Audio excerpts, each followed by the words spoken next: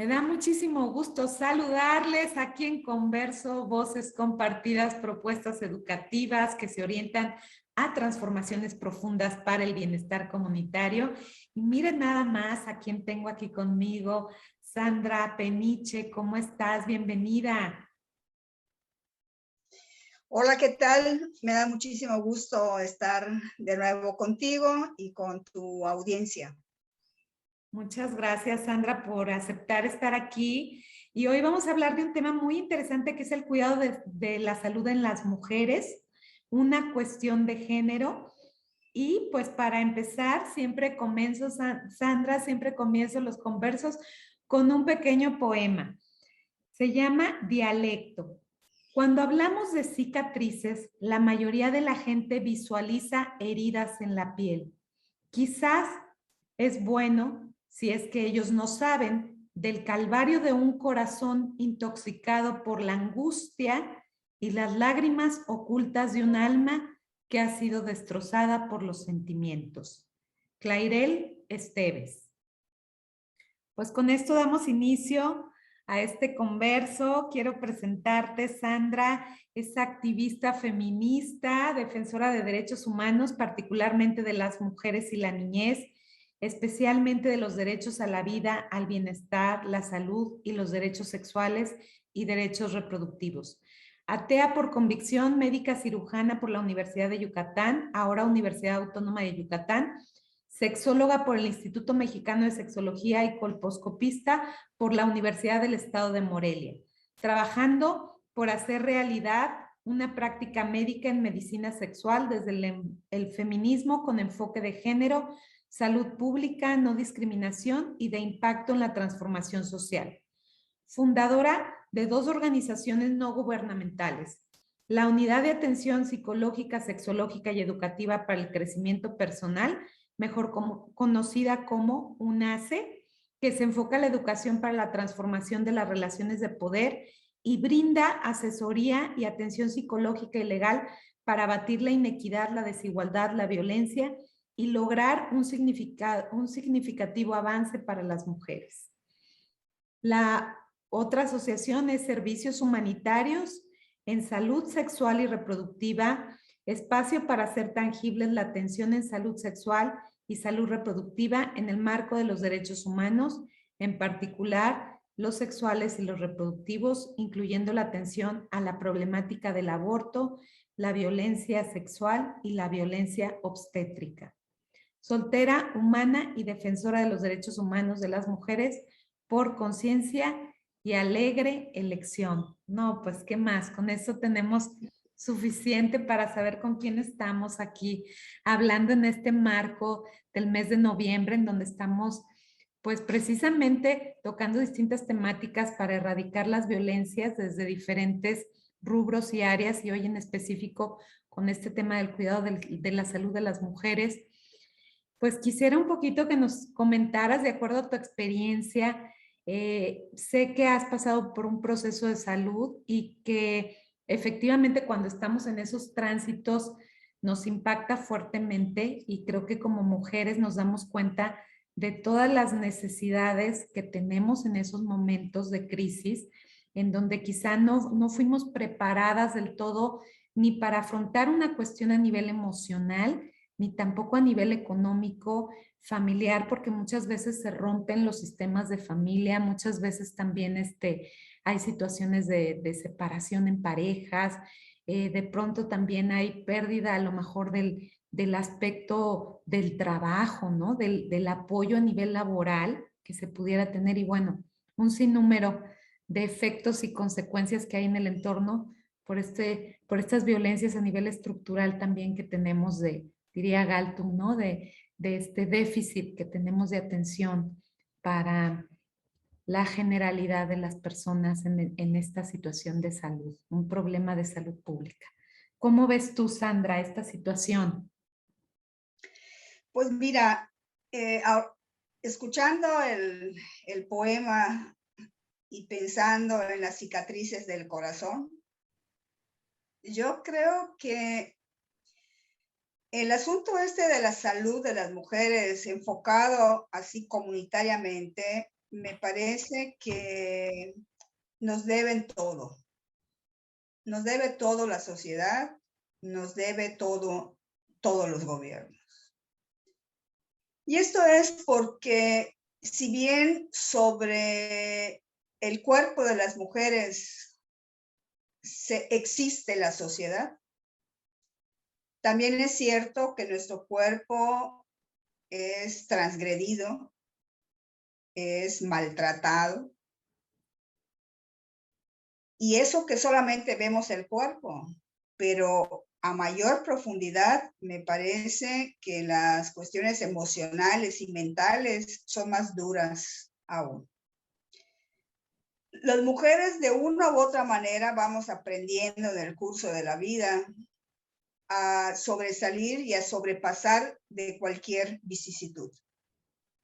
O sea, no nos dicen, haz esto, no nos dicen, cuídate de tal manera, no nos enseñan prácticamente nada. Lo vamos aprendiendo porque lo descubrimos y porque nos vemos en situaciones en donde uno de alguna manera tiene que pensar en cómo salir de ellas. Es así que la salud de la niñez, por ejemplo, de las niñas y de los niños, pero en particular de las niñas, fuera de llevarlos al médico por si tienen alguna dolencia, algún catarro, alguna cosa de estas, y para las vacunas, no hay otro tipo de intervención.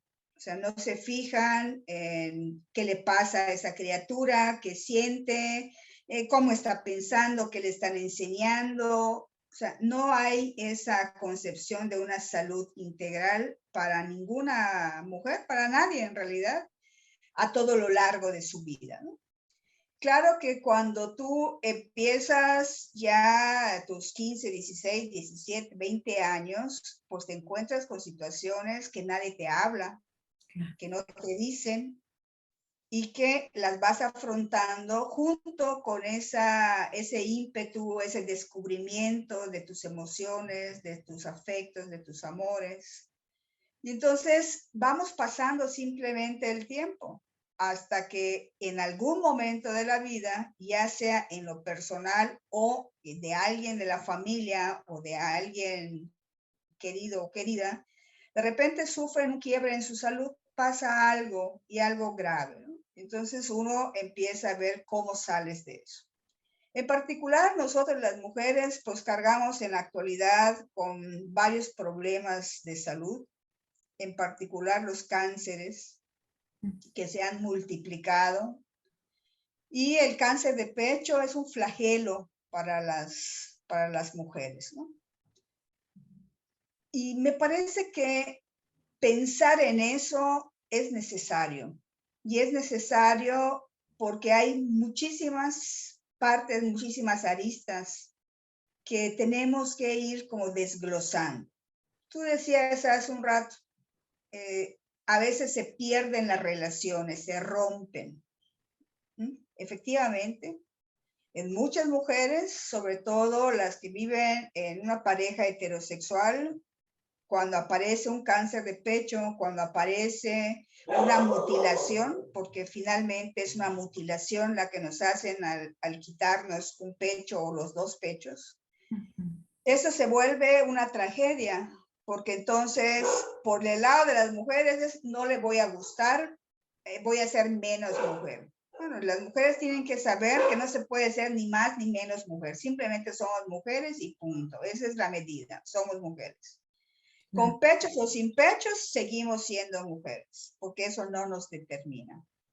Pero la carga estética que hay sobre nosotras para gustarle a los demás es un problema realmente cuando uno pasa por este tipo de situaciones.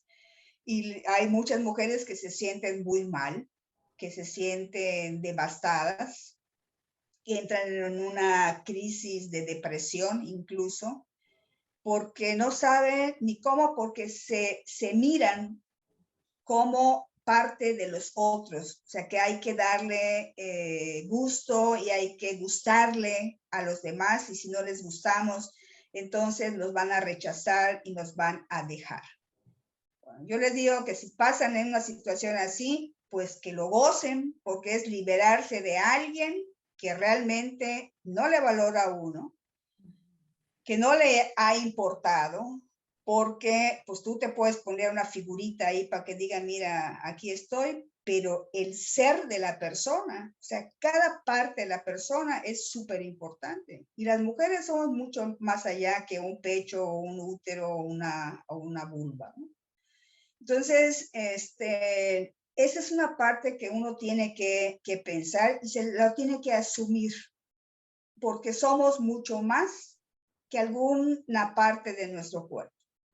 Claro. Y me parece que, por ejemplo, si uno tiene un accidente y pierde una mano, un brazo o algo, no impacta tanto como la pérdida de los pechos o cuando todavía vemos, se les hace una histerectomía, por ejemplo. Dicen, me vaciaron, ya no soy mujer. Pero ¿de dónde sale eso? ¿De dónde? Entonces son todavía ese tipo de mandatos sociales sobre nosotras que necesitamos eliminar, porque en situaciones de este tipo nos tenemos que apapachar, nos tenemos que recomponer, porque duele. Y no solo es un dolor físico, es un dolor emocional. Y no porque yo haya perdido el pecho, sino porque la situación de enfermedad te cambia ese momento la vida. Es en un segundo que te la cambia. Tienes otro tipo de dimensión que empezar a ver y necesitamos cuidarnos y protegernos a nosotras mismas, independientemente del entorno en donde estemos. Ojalá que nos toque o nos tocara un entorno favorable en donde seamos respetadas, valoradas, queridas y además acompañadas en este proceso. Ojalá, pero hay muchas mujeres que no pasan así. Sandra, y un poquito tocando estas violencias culturales de las que hablas, esta parte, digo, además de los estereotipos, de la cuestión del físico, de que la mujer tiene que estar de cierta forma para ser deseable, ¿no? Y entonces se vuelve como algo instrumental, esta parte de verla más como un objeto que como sujeto, ¿no? Y por otro lado, al hablar de estas violencias culturales, también la educación que hemos recibido las mujeres de postergar nuestra salud, de estar inclusive disociadas de nuestro cuerpo. Yo veo muchas mujeres que al no conocer su cuerpo, es más fácil que lo expongan a situaciones de riesgo, más fácil que no se hagan un chequeo médico, a veces por ignorancia, a veces por vergüenza de mostrar el cuerpo también, de decir, bueno, no me siento como parte de mi cuerpo y además cómo voy a ir a mostrarlo a otra persona, ¿no? Y inclusive el hecho hasta de pensar que muchas veces los médicos tienen hasta mayor conocimiento del cuerpo o las parejas que ellas mismas. ¿Cómo nos ha perjudicado todas estas violencias a nivel cultural a las mujeres para llegar a estos extremos de decir hay dinero a lo mejor hasta para la mascota, pero no hay dinero para atención para la mamá que se hace cargo de tantas cosas en casa, para la esposa que está ahí al pendiente o para la pareja, ¿no?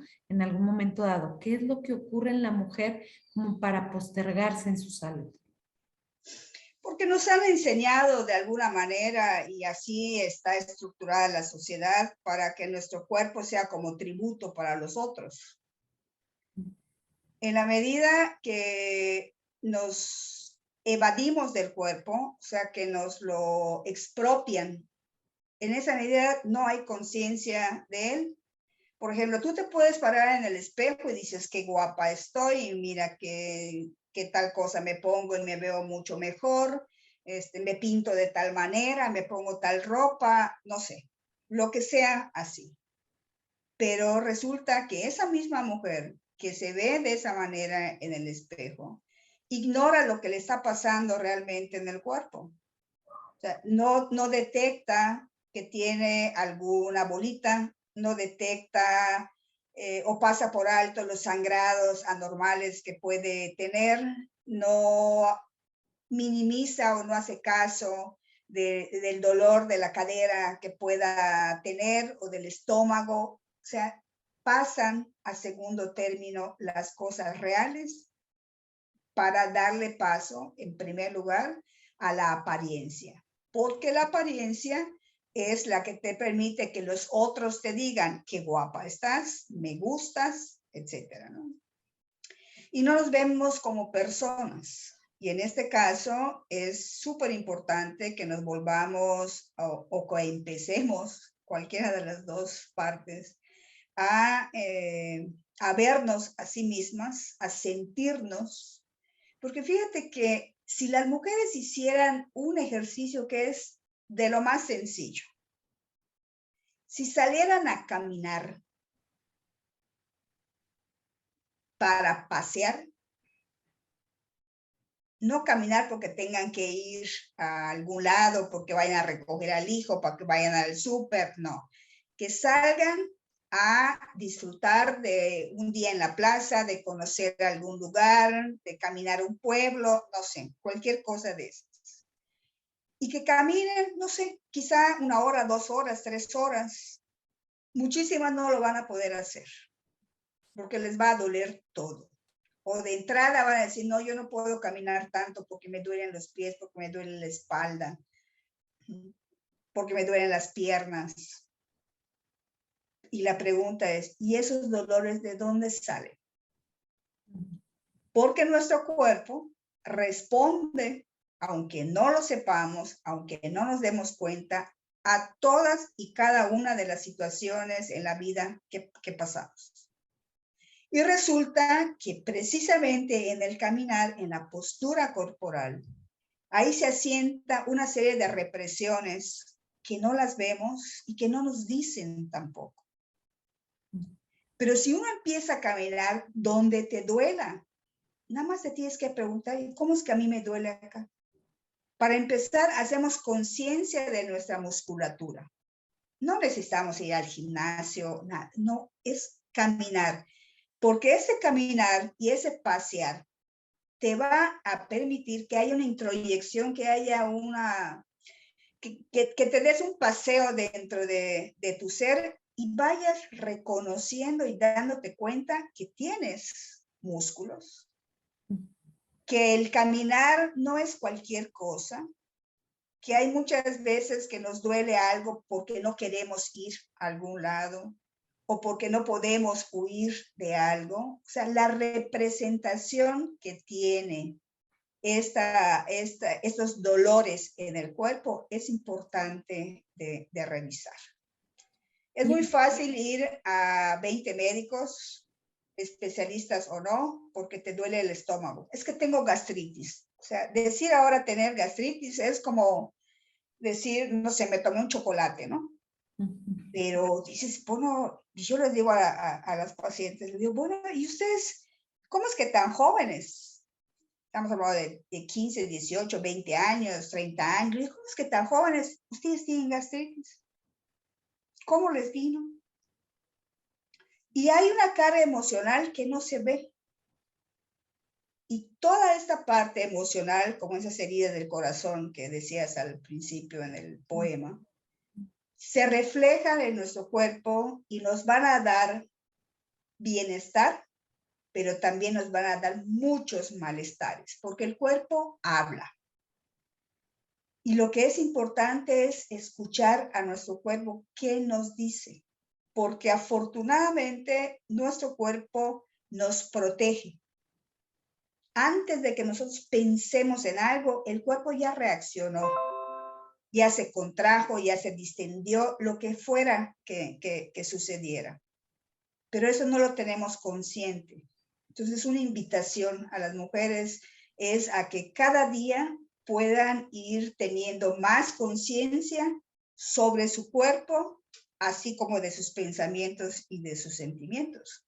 Pero del cuerpo, porque les va a hablar, les va a decir, y hay que reconciliarnos con nuestro cuerpo.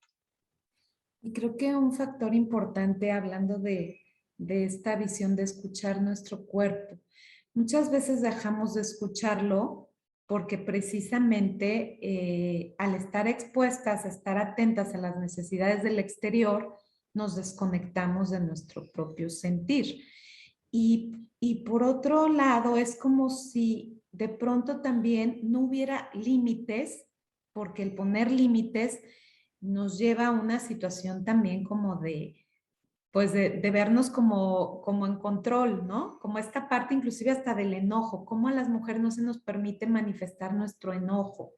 Y entonces se canaliza en el cuerpo también, esos enojos que no manifestamos, esa falta a lo mejor de límites y que el enojo nos permitiría muchas veces llegar a marcar esas pautas de límites, porque a veces es como si hubiera una invasión. Yo me acuerdo mucho de mi maestro de yoga que me decía una palabra y me decía, es que hay una invasión a tu territorio, tú te sientes amenazada porque está habiendo esta invasión a tus espacios, un excesivo control de mi expareja, por ejemplo, ¿no? Una situación no permitirme crecer o expandirme en mis áreas laborales, profesionales, por la cuestión de la competitividad o lo que haya sido. Pero él me hablaba de eso, de esta como invasión al territorio, cómo las mujeres estamos acostumbradas a que nos invadan nuestro territorio, a que nos invadan nuestros espacios y lo vamos naturalizando. No sé, Sandra, de esto que nos pudieras comentar. Sí, sí, las feministas decimos que nuestro cuerpo es nuestro territorio. Y hay que vernos así, cómo es que por una parte permitimos que nos invadan y por otra es cómo no hacemos algo para sacar todo eso que nos invade. Entonces, estamos como en un punto en donde no podemos ir ni para adelante ni para atrás, pero hay que hacerlo, porque además es fácil. Yo les digo, es mucho más fácil y cuesta menos vivir bien que vivir mal. Y es mucho más sencillo gozar que sufrir. Porque esa es la otra parte también de la salud. En la salud, la alegría, el gozo, el regocijo, cuenta. Que seas dichosa, cuenta. La felicidad no es un objetivo que tú dices, si camino 5 kilómetros voy a llegar allá, no, o si me compro no sé qué cosa voy a llegar. No. La felicidad es de todos los días en la medida que tú puedas decidir qué es lo que sí quieres hacer y qué es lo que no quieres hacer. Y con quién sí puedes hacer y con quién no. Y a veces hay cosas que se quieren, pero no se pueden. Y a veces hay cosas que no se quieren, pero se tienen que hacer. Entonces es una mezcla de todo, pero lo que importa es que podamos tener esa conciencia para poder decir, eso es así, no me parece, en ese momento no quiero, pero hay esa circunstancia que me hace que sí lo tenga que hacer, pero va a ser hasta acá. O sea, delimitar, como tú decías, hasta dónde quiero hacer o no quiero hacer. Y las mujeres necesitamos reconciliarnos y necesitamos empezar a desarrollar toda nuestra capacidad para estar bien, para tener tiempo para nosotras. Necesitamos un rato para conversar con nuestras amigas, para visitar a nuestra familia, para estar un rato sin los hijos y más rato sin la pareja. Necesitamos también tiempo para estar con la pareja, otro tiempo con los hijos de otra manera, pero no en las tareas interminables de todo el tiempo. Necesitamos ir a escuchar música, necesitamos ir a bailar, necesitamos ir a pasear, necesitamos estar en el mundo, no estar dentro de un mundo que nos han hecho como si fuera una esfera de donde no puedes salir. El mundo es todo y es todo para cualquiera y necesitamos ir a ese mundo porque yo les puedo asegurar que saliendo de donde están, van a poder empezar a ver cosas, a gozar cosas y su mente es así como que se vaya a ir limpiando y entrándole sol y brillo y van a poder hacer muchas más cosas y van a poder de verdad estar más tranquilas, más alegres, más de todo, porque van a estar contentas consigo mismas. Fíjate, Sandra, qué valioso, además de la toma de conciencia, de nuestro cuerpo, de nuestras emociones, que bien nos comentabas, como una forma de autocuidado. La parte también de la distribución de los tiempos, de los espacios de ocio, de diversión, de entretenimiento, de actividades que nos generen salud, bienestar, gozo, ¿no? Aparte de estos motivos de los que nos estás como comentando, ¿qué podríamos hacer en ese autocuidado? En la cuestión de marcar de pronto esos límites, entran una serie de emociones, como de pronto por introyectos aprendidos, como la culpa, ¿no? Que puede frenar o detener, como los miedos, por ejemplo, la desconfianza que podemos llegar a sentir las mujeres. Yo en la mayoría de las mujeres con las que trabajo situaciones de violencia, y yo creo que tú en esa área pues tienes muchísima experiencia. Si no tienen una autonomía también, no solo emocional, sino económica, es difícil salir de un lugar donde se vivencia la violencia. Entonces, ¿qué tanto también dentro de esta creencia de yo no voy a ser lo suficientemente capaz de sacar adelante una familia o de vivir yo sola, haciéndome cargo pues, de la crianza de los hijos y de la economía? O sea, ¿qué tanto influye la cuestión cultural en generar todas estas visiones de culpa, de miedos, de incertidumbres, de desconfianzas hacia nuestras propias capacidades? ¿Qué ocurre ahí? Eso es muy interesante porque fíjate que hace, no sé, como 35 o 40 años, desarrollé un programa justo para mujeres que eran víctimas de violencia en sus hogares, ¿no? Y era bien curioso porque eran mujeres bien fuertes, eran mujeres que podían hacer muchísimas cosas. Sin embargo, se sentían incapaces. Se sentían incapaces de poder sacar adelante a los hijos, de poder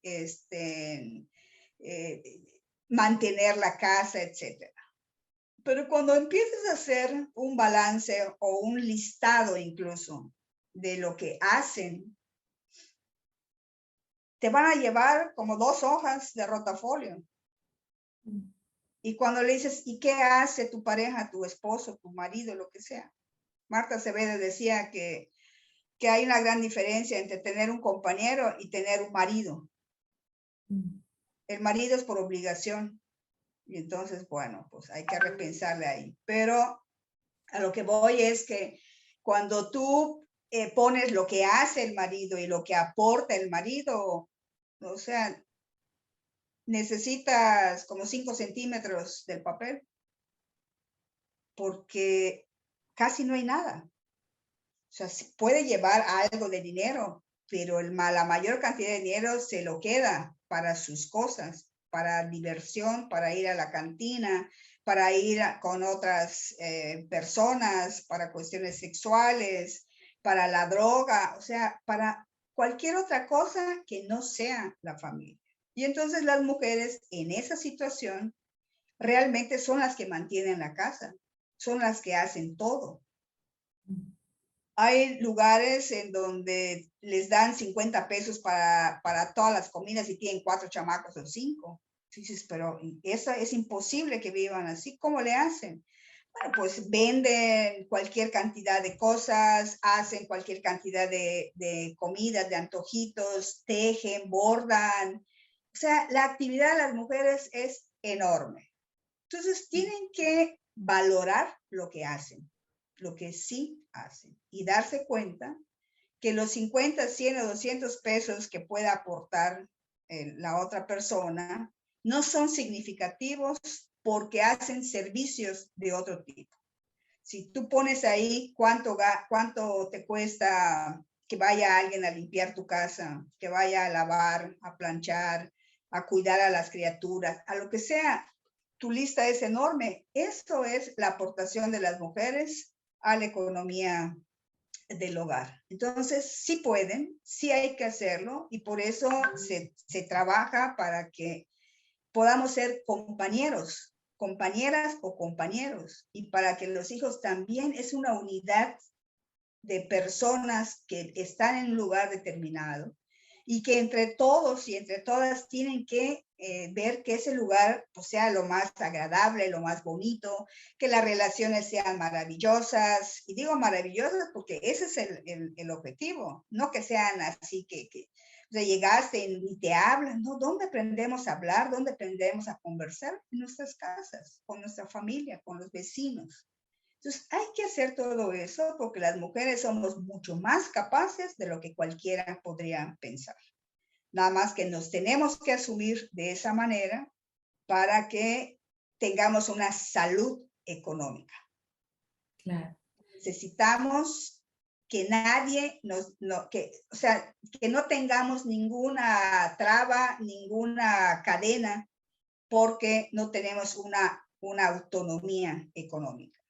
Hay que ser autónomos económicamente porque lo podemos ser y hacer, porque lo hemos hecho toda la vida, pero necesitamos replantearnos que somos igual que el otro. O sea, la otra persona simplemente es otra persona y en una relación a ti te toca el 100%, a mí me toca el 100%, no me toca el 50%. Me toca el 100, porque cada quien tiene que aportar todo lo que se requiere para una relación. Si esa relación no funciona, es muy sano también y es más económico decirle que te vaya bien, adiós, yo aquí me quedo y se acabó el asunto. Y van a venir felices igual. O sea, la gente se tiene que pensar sin otras personas, porque además podemos tener la cantidad de personas que queramos. O sea, cuando tú vas con tus amigas, te puedes pasar 2, 3, 4, 5 días y ni siquiera te das cuenta del tiempo que pasa.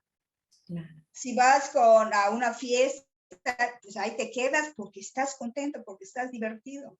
Eso es parte de la salud. Entonces, yo sí les invito a todas las mujeres a que tengan una base económica que les permita vivir bien hasta que estén viejitas. Excelente. Definitivamente creo que eso es una de las principales fuentes para generar también un bienestar a nivel emocional, si tenemos resuelta esa parte también. Entonces, en conjunto con todos estos elementos, pues nos has marcado distintas pautas para ir trabajando en estos autocuidados que son tan necesarios para tener una salud plena, una salud integral, un bienestar, una calidad de vida también que requerimos las mujeres y bueno, las personas también. Y un poquito, Sandra, hablando de esta temática, me gustaría tocar porque sé que trabajas con las situaciones de violencia obstétrica y hablando de estos ámbitos también de salud. Y en estas experiencias, ¿cómo hemos naturalizado también todas estas violencias que se dan de este tipo, de la violencia obstétrica, como desde a veces la no explicación de qué es lo que se va a suscitar o cómo se va a dar el proceso durante ese acompañamiento, porque a veces ni siquiera hay acompañamiento, pero bueno, ¿cómo es que nos vamos nosotros también acostumbrando a estos malos tratos? A no tener a veces ni el conocimiento, a veces ni la atención oportuna, a veces el ser invadidas en muchos aspectos dentro de lo que sería hablando de la violencia obstétrica. ¿Qué nos pudieras comentar tú al respecto? Esto ha sido todo un logro, poderlo tipificar así como violencia obstétrica, porque desafortunadamente en el ámbito médico, pues también se ejerce violencia. O sea, quienes estamos ahí, en algún momento podemos ejercer. Pero hay como un común denominador en estas violencias que se ve bien incluso, que nadie dice nada y que, por ejemplo, se ve mucho más claro a la hora del parto, ¿no? ¿Para qué grita? Si le gustó, bien que abrió las piernas, pero ahora, ¿por qué tanto escándalo? Entonces, esas cosas que dicen es una falta de respeto grandísima, grandísima. Y las mujeres no nos han dicho que también podemos responder a eso. Yo les digo, si alguien le dice una cosa así, contéstele. No sé qué le vaya a contestar, lo que sea, bien merecido se lo tiene. Y siempre salen con que, ¿para qué abriste las piernas? Le digo, contéstele porque me dio la gana. En el mejor de los casos, ¿no? Porque me dio la gana, porque quise. Porque tengo derecho a tener una relación sexual. Porque no quiero un hijo in vitro. Lo quiero natural. Y para eso es la relación sexual también. Ahora, ¿usted con qué derecho me viene a decir eso? Es como que yo le diga a los médicos hombres, ¿no? ¿Y usted por qué cierra las piernas cuando va a tener una relación? Porque si las abren, no pueden. Entonces, o sea, ¿qué les pasa? O sea, no debemos de aceptar que nos traten de esa manera. Tampoco debemos de aceptar que si vamos a un chequeo ginecológico, nos póngase allá y te jalen y te abran las piernas. A ver, espérame. Dígame qué necesita y yo me pongo. Porque necesitamos una posición especial para que podamos visualizar la vulva y para que podamos poner un espejo vaginal que se debe de poner con todo cuidado y se debe de abrir con más cuidado todavía, y lo mismo para retirar. Porque no todas las personas, o sea, no es un modelo, no es un molde que tengamos de vagina. Yo, por ejemplo, les puedo decir que hay veces que me tengo que agachar a saber dónde puedo, cómo encuentro la posición de ese cuello para poderlo ver. Son los menos, sí, pero a esa mujer que tiene una posición del cuello diferente, también necesita que se le respete y que se le revise correctamente y que se le tome bien su papá Nicolau. Y necesitamos decirle, mire, no encuentro su cuello, déjeme ver cómo lo localizamos, porque a veces lo puedes sentir, pero cuando pones el espejo no es tan así. Entonces hay que explicar a la mujer y hay que ver que conozca su cuerpo. Para mí, por ejemplo, debería de que en cada exploración que nos hagan, deberían de hacernos una colposcopía y además con pantalla grande para que lo veamos, para que conozcamos nuestro interior. Necesitamos ver cómo es una vulva normal, porque ni siquiera la vemos. Todavía esta semana atendí a una lindísima señora de 70 y no sé cuántos años, que pues simplemente no le puedes poner un espejo porque ya se cerró, ¿no? Y dice, ¿y cómo? ¿Por qué? Y entonces hay que explicar porque no lo sabemos. Claro. Dice, es que era yo estrecha, te dice, ¿no? O sea, hay que explicar que porque aún siendo nuestro cuerpo, no lo conocemos. Y entonces no decir, no enseñar, es también parte de la violencia contra las mujeres en el plano sexual y reproductivo. Muy bien, Sandra, pues qué bien que nos lo explicas tan claro para poder precisar estas situaciones de violencia y visibilizarlas. Y quería comentarte también, ahorita que comenzábamos este conversatorio, comentabas esta frase de que el sector salud y los sistemas gubernamentales han quedado en deuda con las mujeres en todos los sentidos, en todas las aristas. Y algo yo valioso que he encontrado en el trabajo que he hecho con mujeres con cáncer, me doy cuenta cómo varias de ellas comienzan a unirse como en estas redes de apoyo y cómo muchas mujeres salen adelante en el aspecto emocional gracias a estos grupos de apoyo que fueron creados por mujeres que conocen en las mismas clínicas, que empiezan a tener reuniones que una presta por ejemplo, en el caso de Guerreras de Acero, que con un grupo con el que trabajo aquí, presta a alguien su tienda, en la parte de arriba hacen un espacio para que tengan una plática, para que alguien les enseñe a hacer jabones, a hacer autosustentables, ¿no? Muchas cosas que dices, qué impresionante ver que ante la falta de apoyo por parte de los gobiernos del sector salud, qué impresionante ver cómo las mujeres se unen en estas redes de apoyo.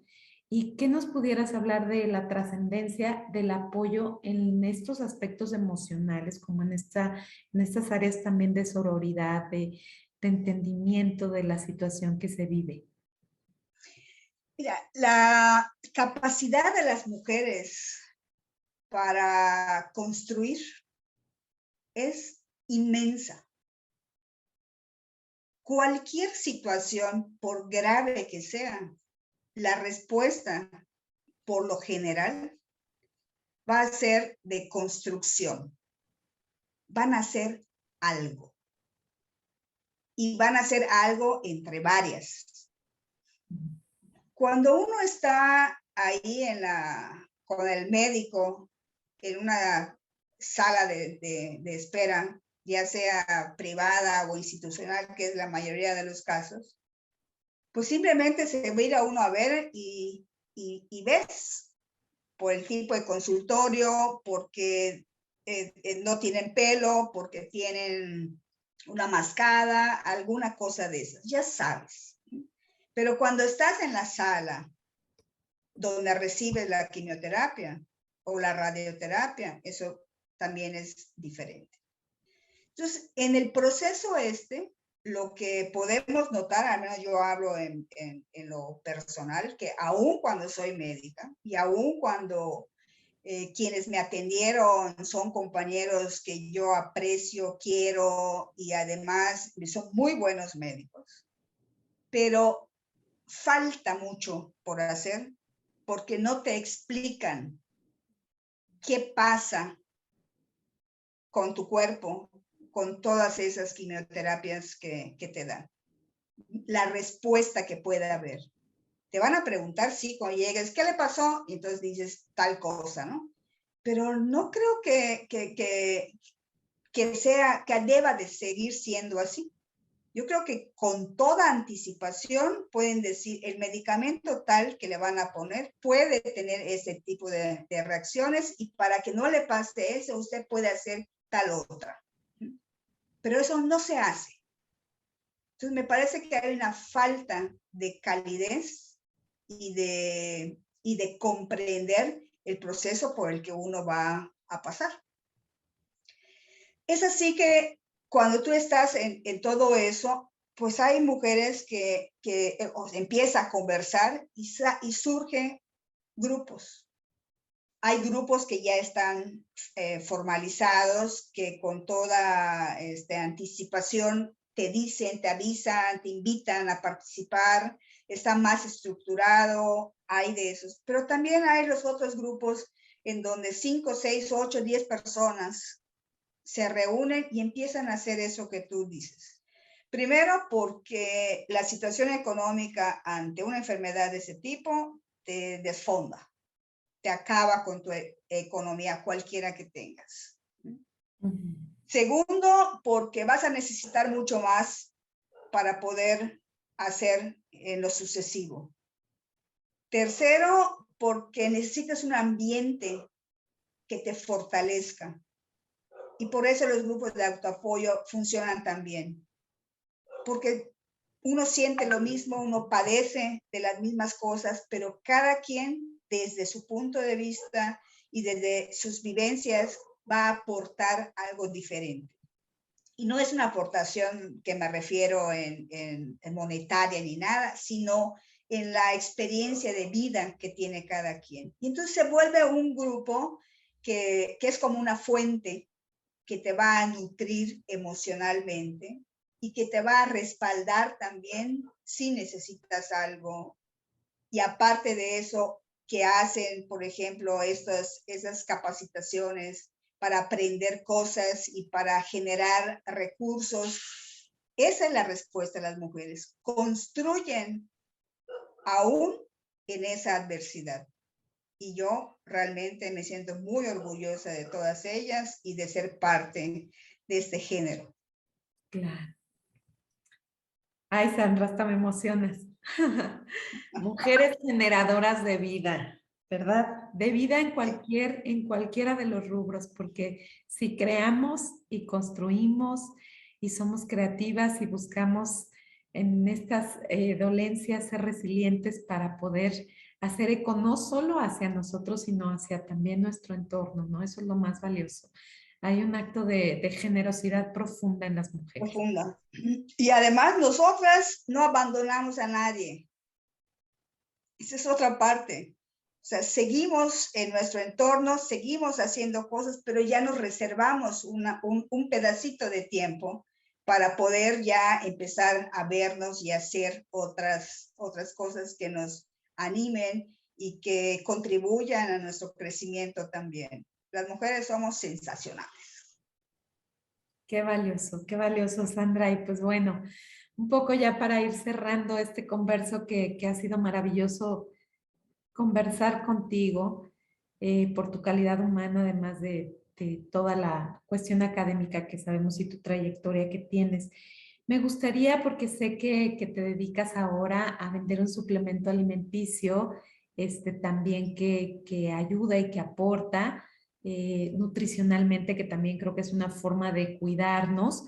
Si nos quisieras comentar un poco de esa visión y también de cómo a través de tu propia experiencia, y que te veo que de pronto vas haciendo tus diarios como si fueran un poco recetarios, ¿no? Que sé que cada persona tendrá su forma de autocuidarse, pero a uno le ayuda mucho el conocer la experiencia y la vivencia de otra persona y bueno, para mí también eso es algo valioso y yo lo he tratado de transmitir a lo mejor de otras formas, pero se me hace muy valioso cómo lo estás haciendo. Si nos quisieras compartir un poquito de dónde surge esta intencionalidad tuya. Claro, mira, por un lado, contar lo que he vivido, yo creo que es parte de poder crecer y de poder sanar también, ¿no? Porque resulta que somos miles de mujeres que estamos en una situación similar, o sea, de ese tipo de enfermedad, y que se puede equiparar a otras enfermedades crónico-degenerativas, por ejemplo, graves, ¿no? Sin embargo, aunque somos tantas, es como si cada quien fuera sola, no tuviera más referente de nadie. Y eso me parece trágico. Me parece trágico porque cada quien tiene una vivencia, tiene una experiencia, y eso hay que contarlo para que muchas otras lo sepan. Para algo les ha de servir, y si no, pues no les va a servir. Pero sí se pueden reflejar, y porque hay que hablar de lo que sentimos, de lo que pensamos, de lo que nos pasa, porque no nos debemos de quedar con eso.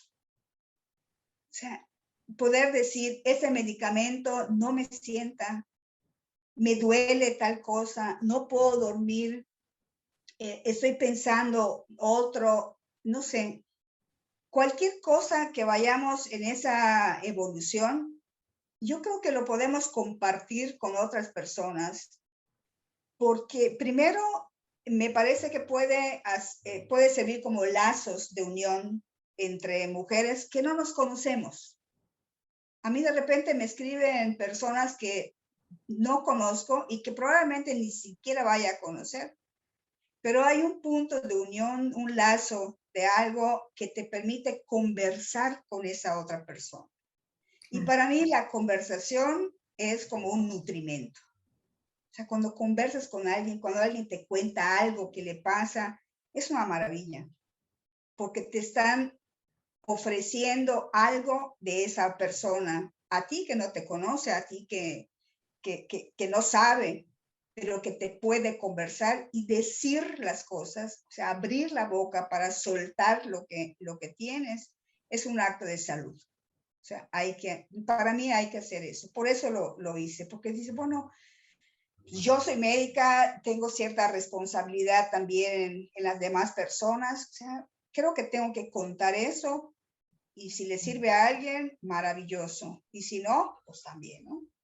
Y en el caso del nutrimento, porque un amigo mío, así es la historia de del elixir de vida, que así le puse, porque no fue nada pensado, ni intencional, ni nada, pero un amigo mío que de la preparatoria, o sea, ni siquiera recién de años, es veterinario, y él, por situaciones de salud de su hijo, pues fue buscando esta forma de que se pudiera nutrir, porque la criatura era alérgico a casi todo, ¿no? Y así fue puliendo, digamos, su formulación hasta que pues ya lo logró. El hijo está muy bien, ya es un jovenazo que ya hace poquito se casó y demás, ¿no? O sea, está súper bien. Pero cuando él supo que yo había, o sea, enfermado, o me habían diagnosticado el cáncer, él vino y me trajo un pomito y me dijo, tómate esto porque esto te va a ayudar. Y le digo, ¿qué es? Es un fermento de miel y polen. No te va a hacer mal, pero te puede ayudar. Y yo lo empecé a tomar. Y lo he tomado todo el tiempo que tuve el tratamiento. O sea, ya llevo año, 11 meses, para ser exactas, tomándolo. Y efectivamente, porque a mí me llamaba la atención que me dijeran, oye, pero tú no parece que tengas cáncer. No parece que estés en tratamiento. ¿Por qué te ves mejor? Y digo, bueno, pues así como mejor. O sea, tampoco, ¿no? Pero eso era lo que me decían las personas. Y sí, cuando yo estaba con las otras mujeres, sí veía yo que ya había una diferencia entre ellas y yo. Yo decía, pues a lo mejor porque ellas están en otro estadio, a lo mejor porque, no sé, cualquier cosa que piensas, ¿no? Pero con el paso del tiempo, entonces yo fui detectando que esa diferencia se debía a eso que estaba yo tomando. Y no era nada del otro mundo. O sea, yo me tomaba una cucharada todos los días y se acabó, era todo. Pero resulta que ese es el hecho de fermentar esa miel con el polen, permite que los aminoácidos esenciales del polen, que no produce nuestro cuerpo y que lo tenemos que ingerir de otra manera, con esa sola cucharadita, rebasa los requerimientos nutricionales que tenemos. Y entonces ese polen, cuando tú lo tomas, simplemente se asimila, no se pierde. Y cada aminoácido pues irá reparando lo que se necesita. Lo que yo sí sé es que el tomar eso me permitió a mí aguantar muchísimo mejor toda la cuestión esta de la quimio, porque mi cáncer era el segundo que tenía, pero además yo tenía metástasis en la otra axila, entonces no era muy sencilla la cosa, ¿no? Pero salí muy bien, salí bien de todo esto y sigo ahí. Y así fue como conté las cosas, y de repente me empezó a escribir otras personas que me decían, oye, ¿y dónde lo compro? No, pues no se compra porque me lo hace a mí, ¿no? Y así, y fue aumentando la presión para que alguien más lo tuviera. Y entonces hablé con mi amigo y le digo, oye, pues hay que hacer algo. Y entonces hice un poco y le di a las personas que me estaban diciendo, ¿no? Y así se ha ido haciendo. Entonces, de no tener ni nombre siquiera, pues ahora ya tiene un nombre que se llama elixir de vida, porque para mí eso significó. Y así le puse, nada más. Y es un fermento de miel y polen, miel de acá de Yucatán, que tiene todo un proceso de fermentación muy minucioso, y que permite, al ser un fermento, es un organismo vivo, romper todas las moléculas del polen para que uno las pueda absorber en el momento que lo toma. Entonces, les invito a que lo consuman. Claro que sí, Sandra. Pues yo ya estoy anotada a esa petición. Espero que me pueda llegar a Guadalajara. Claro que sí. Excelente, muy bien, Sandra. Pues te agradezco muchísimo. Nos abriste un panorama maravilloso y formidable de hacer esta revisión de las mujeres y hay que dejarnos como esta visión del autocuidado, de hacer estas cosas que tanto nos gustan, de vivir la vida en ese gozo, de marcar límites y dedicar esos espacios también para la construcción personal, para el autoconocimiento, para retomarnos también, retornar a nuestro ser interno porque estamos como de pronto muy dispersas en tantas cosas alrededor y en tantas personas divididas, ¿no? No hay que dividirnos, hay que estar integrales. ¿Y con qué te quieres despedir, Sandra? Y danos tus datos también. Pues miren, yo les diría que la vida solo es una, no hay más, cuando menos que conozcamos. Así que, mujeres, vivan su vida y decidan ustedes cómo la quieren vivir. Lo que no les guste hay que cambiarlo, hay que transformarlo, pero también hay que procurar buscar y encontrar lo que sí nos gusta y hay que hacerlo y hay que aprender a disfrutarlo. La vida de las mujeres debe de transformarse para la plenitud y la dicha. Y a mí me pueden encontrar en el WhatsApp, que estoy en el 9992 42 70 23 y estoy en el Face como doctora Sandra Peniche. Pues, cualquier cosa ahí me encuentran.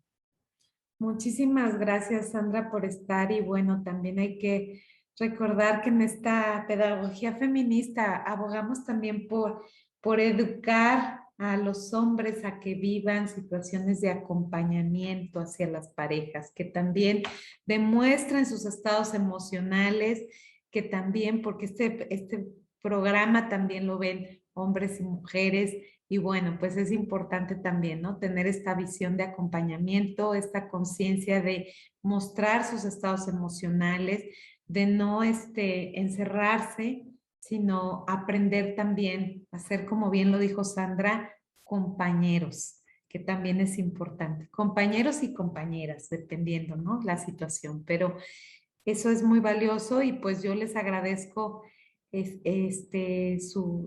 su seguimiento en estos conversos. Recuerden, estamos en el canal de YouTube Claudia Hernández Madrigal, ahí me pueden buscar. Cada miércoles estreno un converso distinto con algún experto y pues hoy le agradecemos a Sandra su generosidad y su calidad humana para compartir. Yo nada más quiero agregar, Claudia, si me permites, un mensaje para los hombres. Por favor, todos los hombres, sobre todo los más jóvenes, no sean hombres, conviértanse en personas. Hombres ya son, pero no busquen adaptarse al estereotipo de hombre porque no sirve. No nos sirve ni a nosotras y mucho menos a ustedes. Pero si ustedes hacen todo el trabajo como igual hacemos las mujeres para convertirnos en personas, les puedo asegurar que va a ser súper bueno. Excelente, Sandra. Pues con eso nos quedamos y muchas gracias y saludos hasta allá, hasta Yucatán. Un abrazo Muchas fuerte. gracias. Gracias. Gracias.